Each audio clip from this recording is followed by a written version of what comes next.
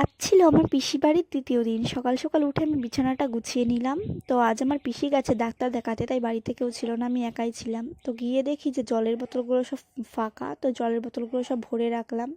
তারপরে জল খেতে খেতে ভাবছিলাম সকালে খাওয়ার জন্য কি বানানো যায়। তো সকালে চা আর ডিম টোস্ট বানিয়ে নিয়েছিলাম খাওয়ার জন্য। চা আর ডিম টোস্ট খাওয়ার পরে দেখি যে কাজের মাসি এসেছে কচুরি নিয়ে। তো কাজের মাসি বলল যে পিসি নাকি টাকা দিয়ে গেছিলো কচুরি আনার জন্য।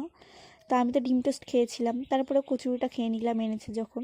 তারপরে আমি পিসির কাছে ফোন করেছিলাম, পিসি বললো যে পিসি আসতে নাকি দেরি হবে, তাই ভাবলাম আমি রান্নাটা করেই রাখি। এখানে আমি ডাল, ডিম ভাজা, আলু ভাজা, বেগুন ভাজা রান্না করেছিলাম। তারপরে ফ্রিজ খুলে দেখি হঠাৎ যে ফ্রিজের ভিতর কালকে দুটো তরকারি রয়েছে, মাছের তরকারি আর মাংস, সেই দুটো গরম করে নিলাম। তারপরে আমি খেয়ে নিয়েছিলাম, কিন্তু ক্লিপ নিতে মনে নেই।